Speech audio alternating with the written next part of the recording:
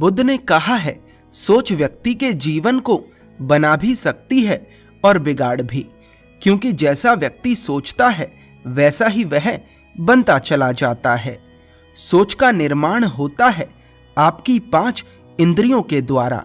ये 5 इंद्रियां हैं आंख, नाक, कान, जीभ और त्वचा। जैसी भी जानकारी आप इन 5 इंद्रियों के द्वारा लेते हैं वैसी ही आपकी सोच बनती है, और जैसी आपकी सोच बनती है वैसा ही आपका जीवन बनता है। बुद्ध ने कहा है, आप किसी दूसरे के लिए तब तक कुछ नहीं कर सकते जब तक कि आप खुद अपने लिए कुछ ना कर लें। एक दिया हजारों दियों को जला सकता है, लेकिन सबसे आवश्यक बात यह है कि क्या उस पहले दिए में लौ है। इसलिए सबसे पहले अपनी लौ जलाओ। यदि स्वार्थी भी बनना पड़े तो बनो। बुद्ध ने कहा है, ना संसार बुरा है ना सन्यास।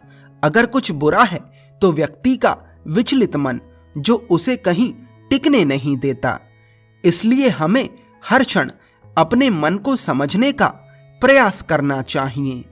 जो लोग अक्सर थका हुआ महसूस करते हैं, उन्हें मैं बताना चाहता हूं कि आपकी थकावट का कारण यही है कि आपके मन में अनगिनत विचार चल रहे हैं, जो कि आपके शरीर की ऊर्जा को खत्म कर रहे हैं। बुद्ध ने कहा है, व्यक्ति को व्यभिचार नहीं करना चाहिए, क्योंकि व्यभिचार व्यक्ति को उसकी ही नजरों में छोटा बनाता है, और एक छोटा व्यक्ति कभी भी कुछ बड़ा हासिल नहीं कर सकता। बुद्ध ने कहा है, क्रोध अग्नि के समान है। व्यक्ति उसे बुझाना तो चाहता है, लेकिन वह उसमें सूखी लकड़ियां डालता है, जिसके कारण वह कम होने की बजाय बढ़ता है। यदि क्रोध को खत्म करना चाहते हो तो उसे भोजन देना बंद करना होगा।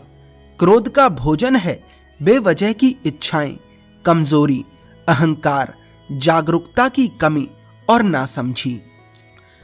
बुद्ध ने कहा है, आपके जीवन में निराशा इसलिए आती है क्योंकि आप आशा गलत लोगों से करते हैं। आप आशा ऐसे लोगों से करते हैं जिनके जीवन में खुद निराशा है, और जिनके पास जो है वो वही तो दे सकते हैं। बुद्ध ने कहा है, यदि किसी प्राणी को दर्द में देख आप भी व्याकुल हो जाते हैं तो आप एक बहुत ही सुंदर व्यक्ति हैं। सुंदरता का संबंध रंग रूप से नहीं है, सुंदरता का संबंध है व्यक्तित्व से।